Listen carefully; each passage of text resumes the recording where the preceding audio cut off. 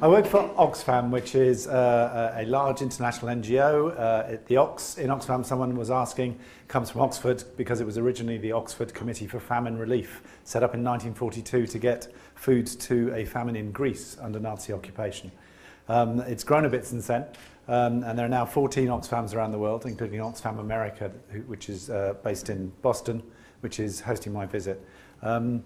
We do most of the sort of stock in trade of large NGOs like Oxfam is still grassroots programming, sort of supporting organisations in about 70 countries around the world.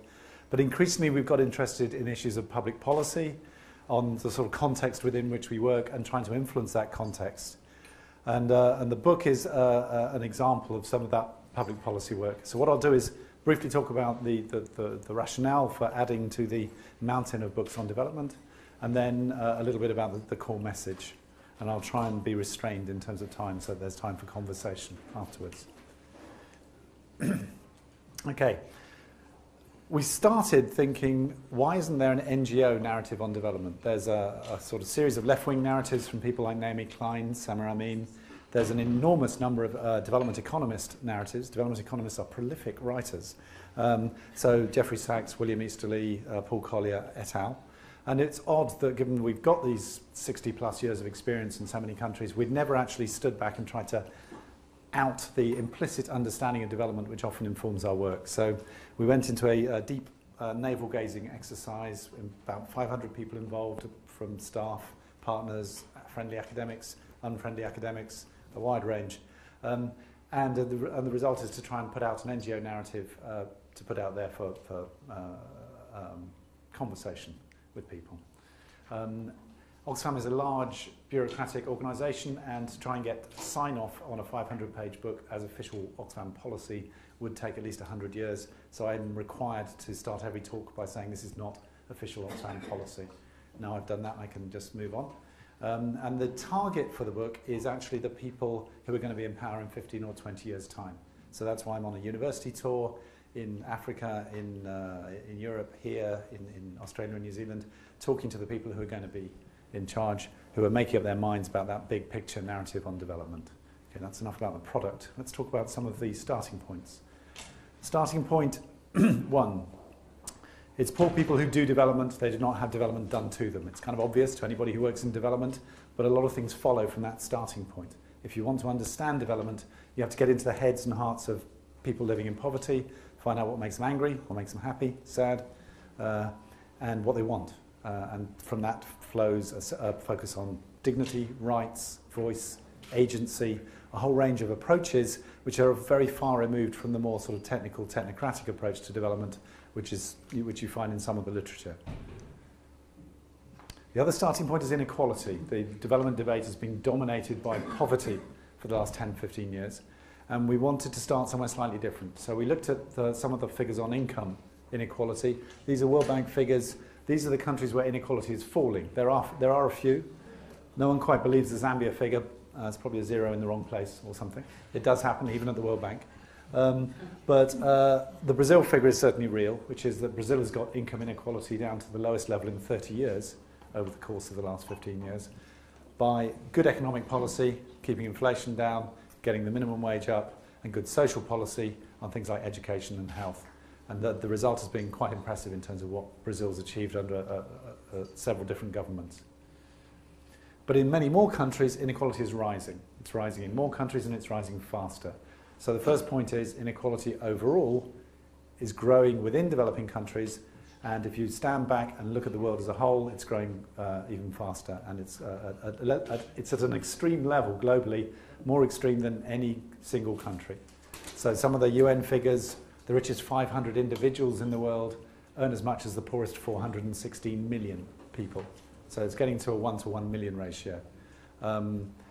The average GDP per capita, the average economic output per person is $10,000 per year, and yet 1 in 4 of the world's people, 1.5 billion people, live on less than $500, okay, a 20th of that. So there's this huge lump of humanity which is down at the bottom, and there's plenty of money to go around. It's not a question of overall size of the world economy, it's about who gets what. It's about inequality.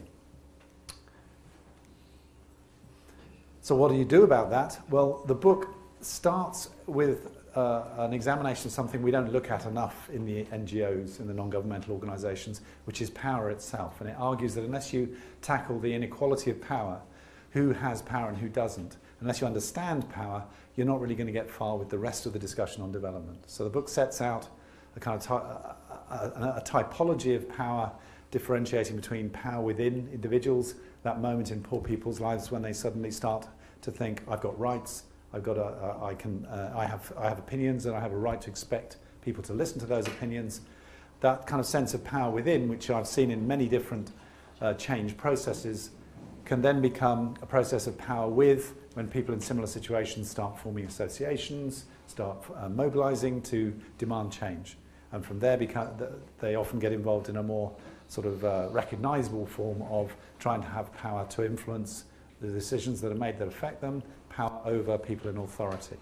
So trying to see how that power is endlessly flowing and renegotiated within households, within communities, seems a good place to start in terms of understanding development. And the book kind of captures a few processes, everything from violence against women to sort of indigenous rights, to big change, like, you know, if I'd stood here in 1900, there was only one country in the whole world which had votes for women, and that was New Zealand.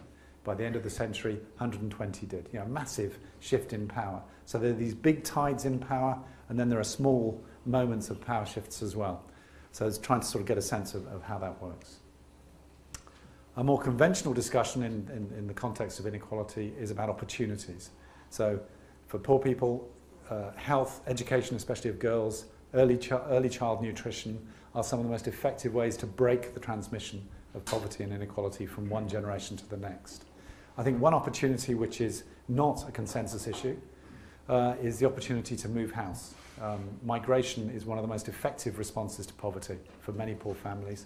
The current volume of remittances going back to poor countries is running at about $250 billion a year.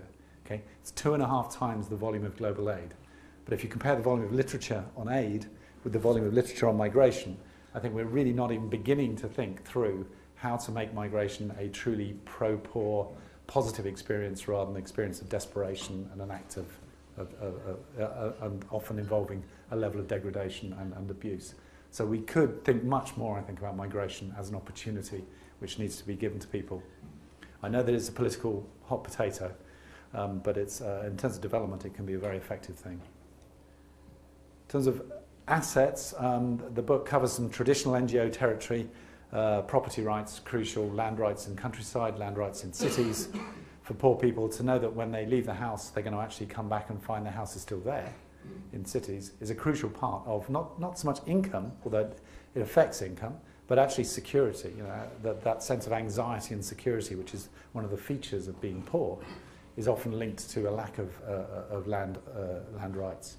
But the book goes on to something which I think is a mainstream issue which many people in the development industry have ignored, which is taxation. You know, that starting with that basic idea that taxation is the basic social contract between citizen and state. If you pay taxes, you care more about what the state does with the money. If you have to raise taxes, then you care more about what citizens say. Taxation in developing countries, in the low-income countries, is much, much lower than in other parts of the in other income categories, and it's been falling in the last few years. So in the rich countries, tax take has been rising. In the middle-income countries, it's flatlined. In the low-income countries, it's been going down. And that represents, I think, a weakening of that social contract. Not only that, but many of the tax reforms that have been going on have actually been harming the poor. So shifting to sales taxes, for example. So a number of things about the way the tax system works, I think, are quite worrying in terms of whether you're going to build up a good link, a social contract between citizens and the state.